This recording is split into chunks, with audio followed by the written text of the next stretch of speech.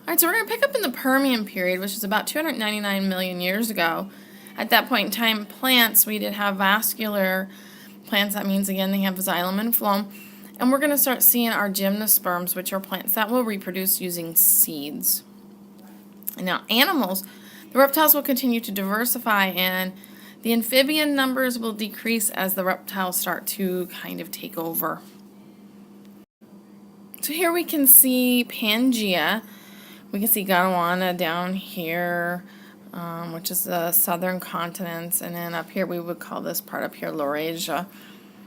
You can kind of see where the current continents are today. Here's Europe, here's North America, South America, Africa, India, Antarctica, and Australia. So you can see how those organisms then could easily walk from continent to continent at this point in time. Another interesting thing is if you look, you can see underwater where some of the continents that, or I shouldn't say continents, the countries are today that have large quantities of oil reserves. So we've got Turkey, Iraq, Tibet, and Arabia. So it's kind of cool seeing where the countries used to be.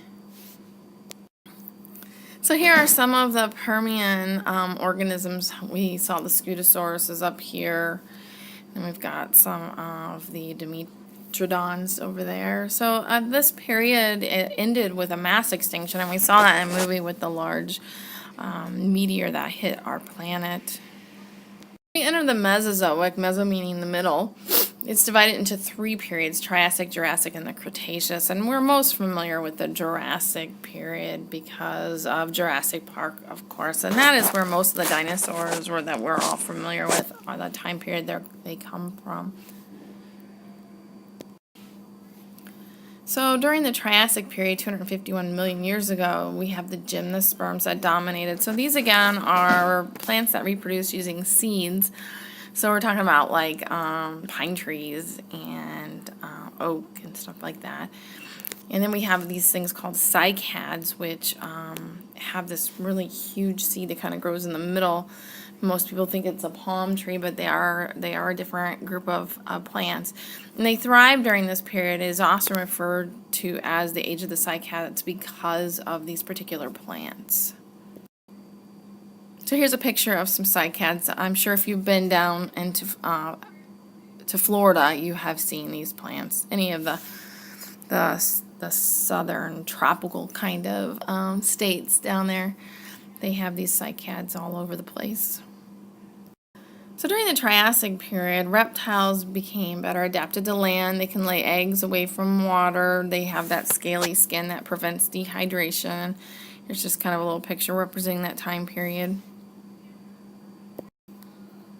So during the Triassic period, we actually had the first mammal to appear and the first dinosaurs. Now, when we watch our video, we're going to actually get into a little more detail. We're going to watch a movie on Before Dinos, and they're going to really talk and show you what distinguishes a reptile from a dinosaur. But one of the things they'll talk about is dinosaur legs are directly underneath their hips versus reptiles, which stick out from the sides of their bodies, so their stomachs are directly above the ground. So we know that the dinosaurs were able to outcompete the mammals. They were quite the predators. So mammals kind of had to stand their ground and stay safe. Their habitat was very limited because of the dinosaurs. But on the other hand, we have things that are taking place in the sea. And in the sea, we're seeing corals and mollusks starting to dominate the seas. Here's a good example of one of those mollusks. It's the chambered nautilus, which still pretty much exists today. Not much change from what it looked like during the Triassic period. So we have the Jurassic period, which was 199.6 million years ago. We often refer to this as the age of the dinosaurs. We could say this is when they peaked. We also noticed that during that time period, we also started to see flowering plants. Those are called angiosperms. So instead of reproducing using seeds, or what we call naked seeds, we now have these flowering plants that produce fruit or protected seeds. We also have different flying reptiles in this period called pterosaurs. We're also going to see some marine reptiles that fed off fish in the seas that were quite impressive as well. So during the Jurassic period, dinosaurs varied in size from a large bird to a tractor-sized stegosaurus. Dinosaurs were thought to be cold-blooded, but now evidence is indicating they were warm-blooded animals. So this has been an area of contention amongst the paleontologists as to whether dinosaurs were warm or cold-blooded. But now that we know that dinosaurs are the ancestors to birds and birds are warm-blooded, we've found a lot of relationships and a lot of evidence that have supported that dinosaurs may actually have been warm-blooded animals. We also see that they are found in very large herds, and they have social behaviors that have been indicated by fossils. Our whole thinking on T-Rexes has been revamped, and it's just amazing the new information they have about just the T-Rex alone. So here we have an artist's rendition as to what it may have looked like during the Jurassic period. One of the things I want to point out right here is a very famous organism, and we're going to talk about this organism, Archaeopteryx, here in a minute, as being a transitional fossil. So we look at the Cretaceous period, which is 145.5 million years ago. Plants, not a whole lot is happening. We still have the angiosperms and the gymnosperms are continue, probably becoming a little bit more diverse. For animals, though, we start to see some placental mammals appearing, and our modern insect group appears. So in the Cretaceous period, we start seeing these theropods, and theropods were organisms that walked on two legs, and they had this S-shaped neck, and is most likely these are the ancestors to birds. This is a famous fossil called Archaeopteryx, which I mentioned earlier, and you can see the presence of feathers here and here. And yet on the end of those wings you can see claws, and we do not have claws on birds. So not only do we have feathers, we have claws, we also saw scales in some of these fossils.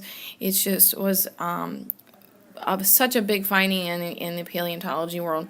And like I said, this is probably one of those transitional, well, I should say it is a transitional fossil from dinosaurs to birds.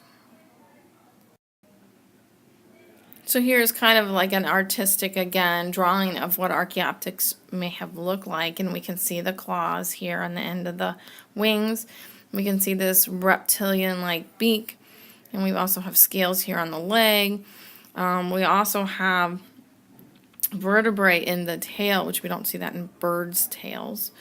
So a lot of similarities between birds and reptiles. So this, like I said, this is Archaeopteryx, which is probably one of the most famous transitional fossils we have today.